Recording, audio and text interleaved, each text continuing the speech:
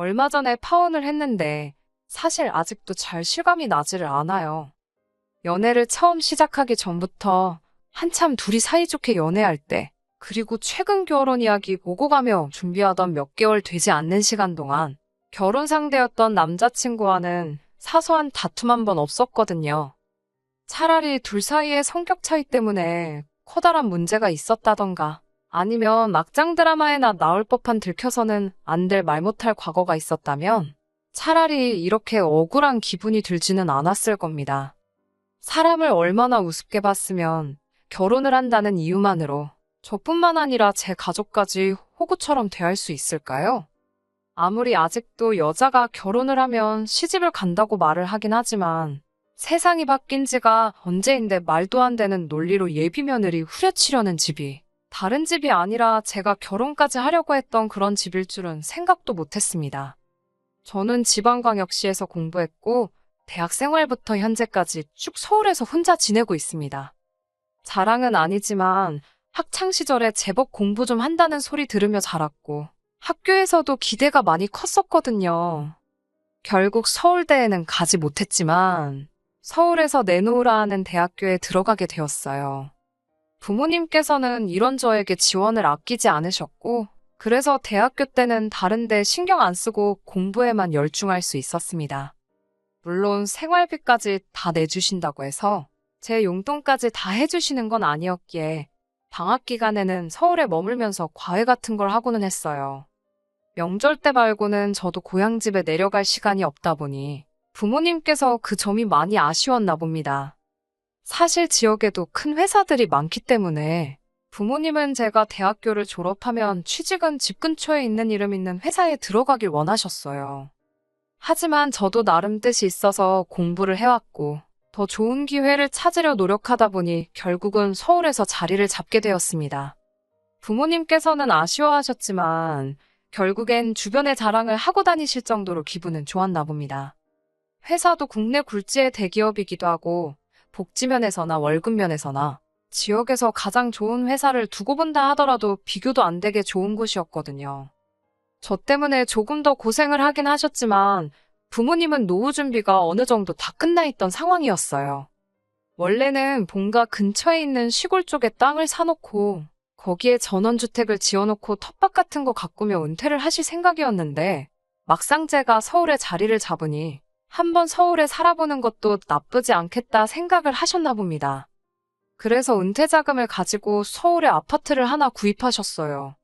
그 당시에는 대출의 규제도 지금처럼 심해지기 전이었고 그때 당시에도 비싸긴 했지만 집값이 지금 정도까지는 아니었거든요. 대신 시골에 집 짓고 사는 예산보다 서울의 아파트가 예산을 훨씬 더 넘었기 때문에 부모님이 은퇴는 잠깐 미뤄두시고 더 일을 하게 되었습니다.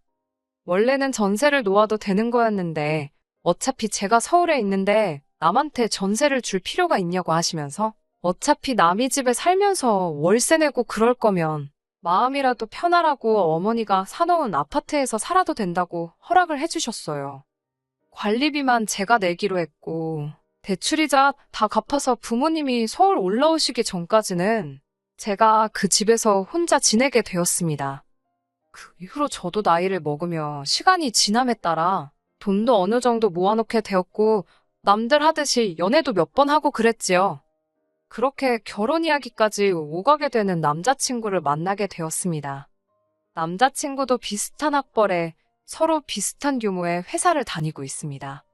서로 누가 더 잘났네 못났네 따질 필요 없을 정도로 비슷한 조건이었고 연애하는 동안에 사소하게 다툴 일도 거의 없었기에 두 사람 서로 마음 한구석에서 결혼 생각을 하기 시작했어요.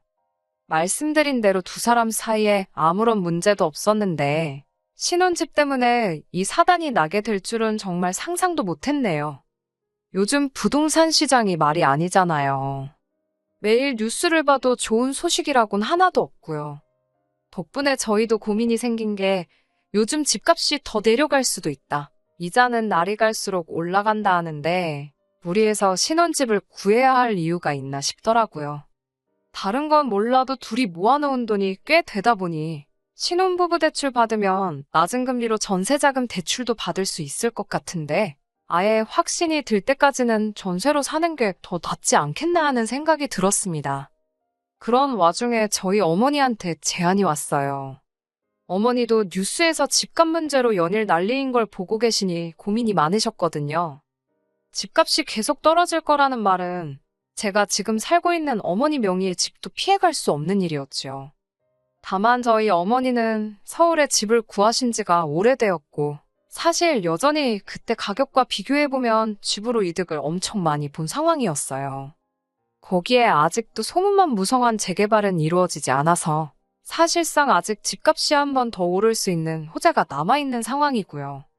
그런데 어머니 입장에서는 이미 올 초에 집값이 최고점을 찍었고 지금 많이 내려간 상황인데 솔직한 마음에 조금 손해봤다는 느낌을 지울 수가 없었나 봐요. 그래서 행여나 집값이 더 떨어지면 떨어진다고 하더라도 어떻게 될지는 모르니 향후 3년 정도는 무슨 일이 있어도 흔들리지 말고 지켜보자는 결론에 다다르셨고 어차피 3년 동안 손 안 댈 집인데 그러면 저희도 그때까지 그 집에서 지내라고 하라는 제안이었지요.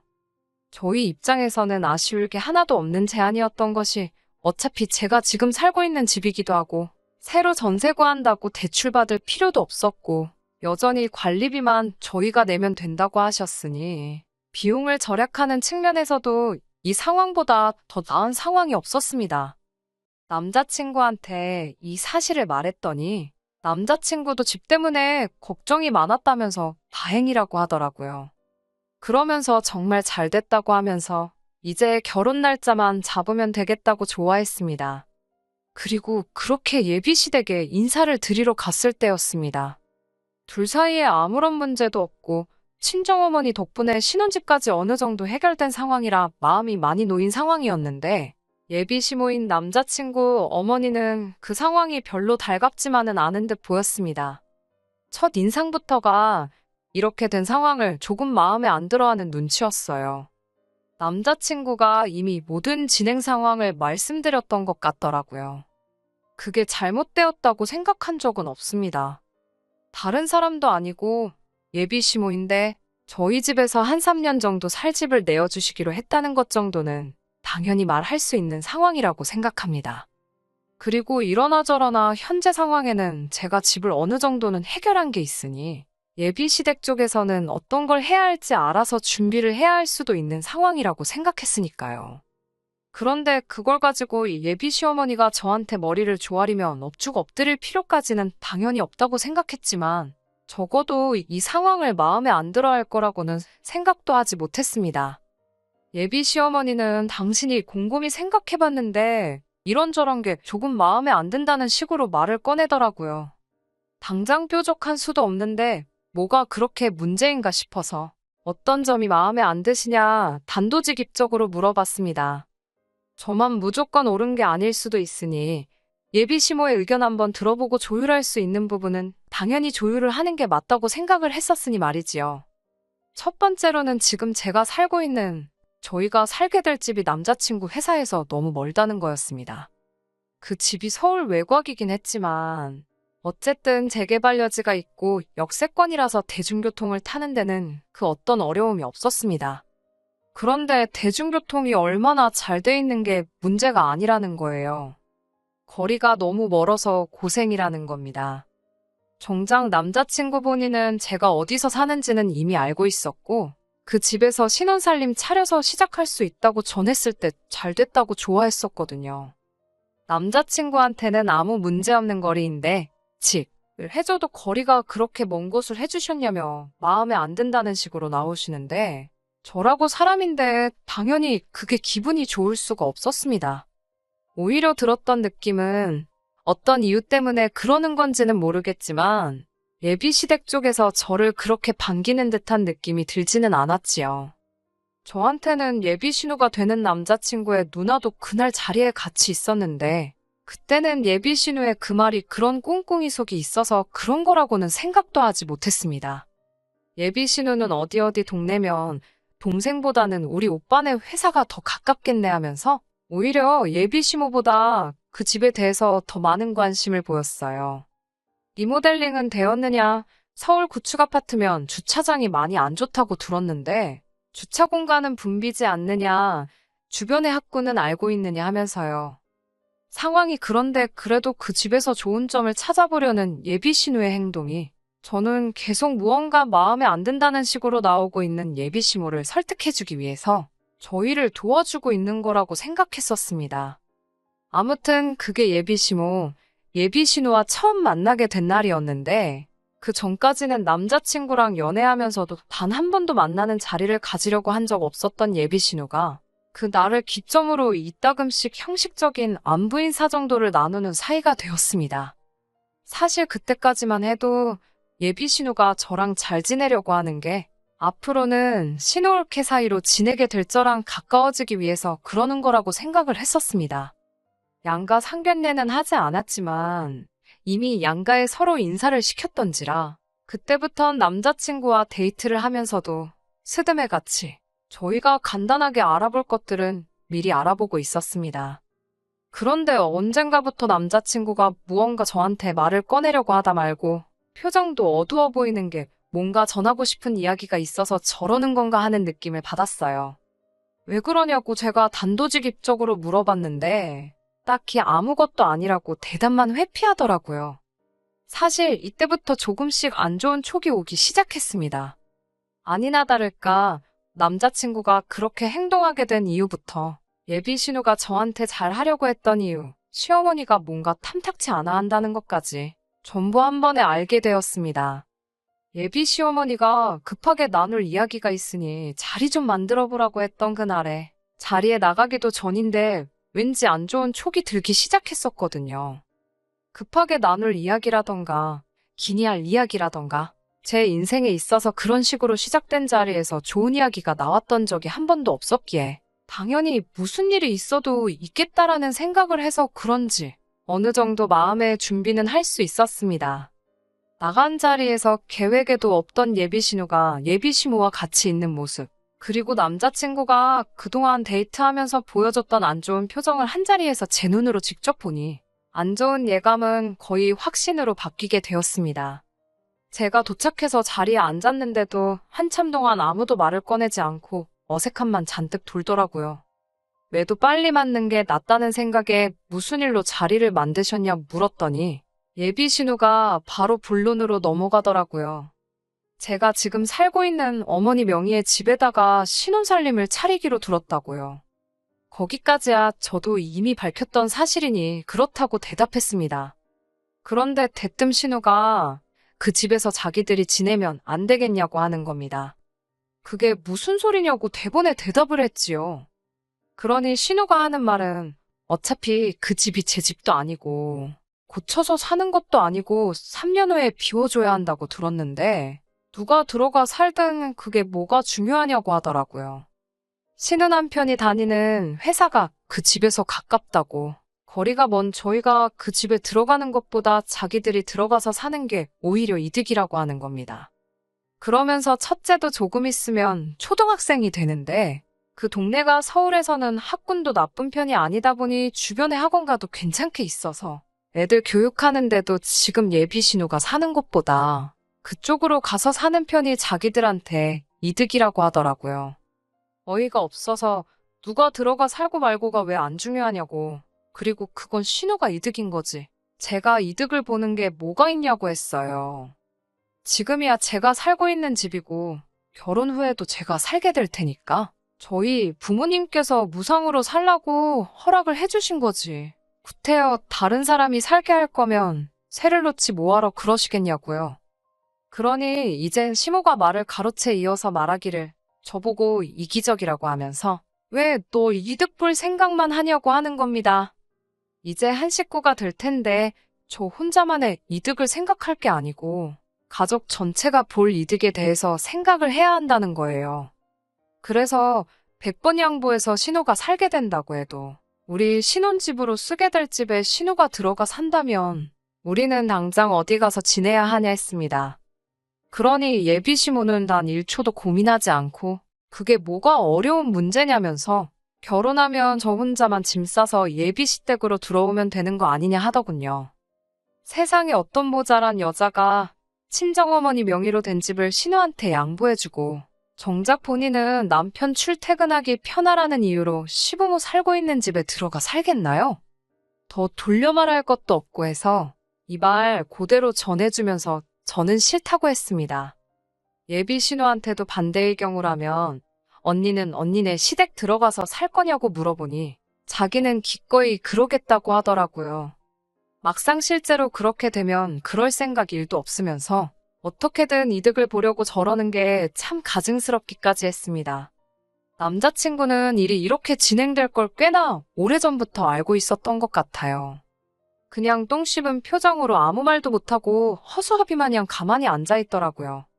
예비 시모가 말을 꺼내길 요즘 뉴스 안 보냐고 하면서 부동산 시장 다 망했다고. 저나 저희 부모님이 왜 그렇게 그 집에 집착을 하는지 모르겠다고 하는 겁니다. 어차피 내놔도 잘 나가지도 않는 집인데 그냥 가족끼리 양보한다 생각하고 살게 해주면 어디가 덧나냐고 하는 거예요.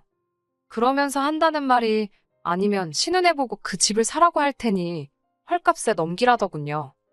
무슨 가격을 부르나 봤더니 암만 부동산 시장이 엉망이고 폭락을 했다고 해도 현재 시세가 6억 왔다 갔다 하는 아파트를 무슨 1억에 넘기네 마네. 그런 이야기를 하더라고요. 그러면 그 1억에 니들 모은 돈 가지고 아들 출근하기 편한 곳에 전세로 집 하나 구할 수 있지 않겠냐면서요. 그리고 이제 결혼할 사이인데 저랑 저희 부모님이 그 집 하나만 양보하면 제가 예비 시모와 신우한테 점수 하나는 톡톡히 따고 들어가는 것 아니겠냐고. 미리미리 점수 좀 따고 결혼 생활 시집해도 되는 거 아니냐고 하더라고요. 말하는 것부터가 어이가 없더라고요. 앞으로 3년간은 부동산 시장이나 이자 걱정 없이 신혼생활 시작할 수 있게 된 이 상황을 예비 시모는 마치 제가 신혼집을 해오는 걸로 생각하고 있나 보더라고요.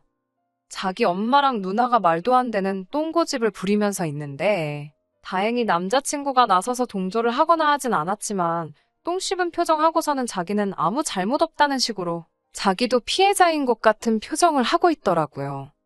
그게 염치는 있구나 봐줄지언정 정신머리가 제대로 박힌 놈이 할 행동은 아니라는 생각이 들었어요.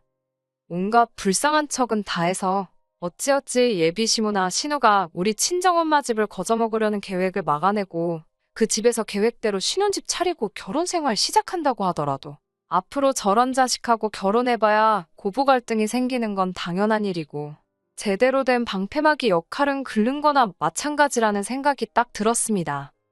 더 이야기할 것도 없었어요. 날강도라고 하더라도 이 정도로 양심 없게 남의 재산을 거저먹으려 들지는 않았을 겁니다.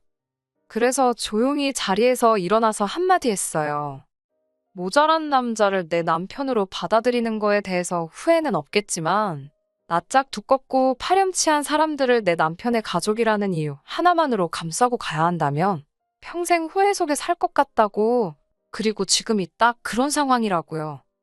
저는 결혼 후에 제 결정을 후회하면서 살고 싶은 생각이 없으니 이혼보다는 파혼이랬다고 그냥 결혼은 없던 일로 하자고 했습니다.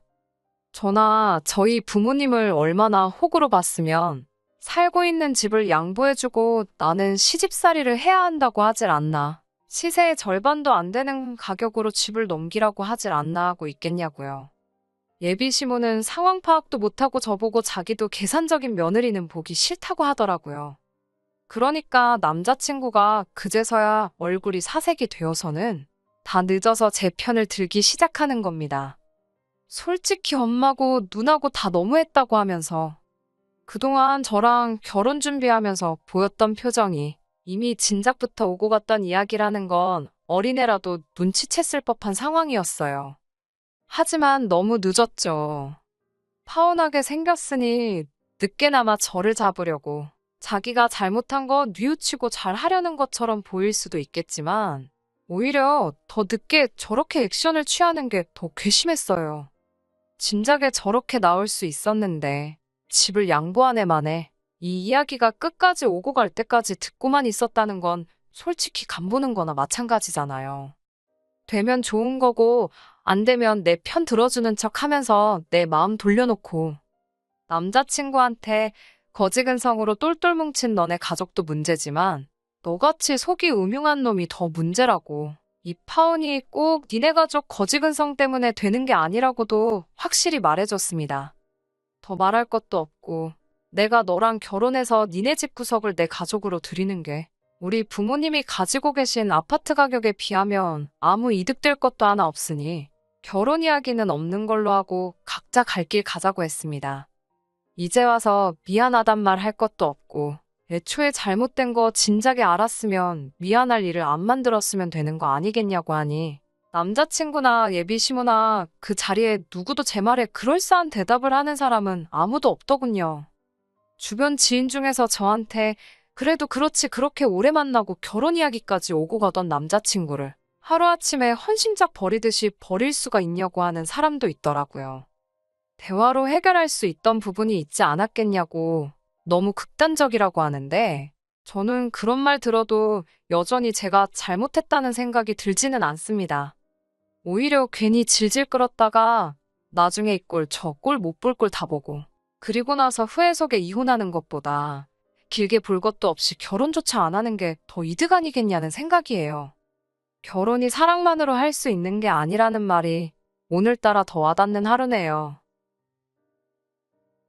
끝까지 들어주셔서 감사합니다. 오늘의 사연은 여기까지입니다. 구독과 좋아요, 알람 설정 부탁드리고 더 좋은 사연으로 다시 찾아뵙겠습니다. 감사합니다.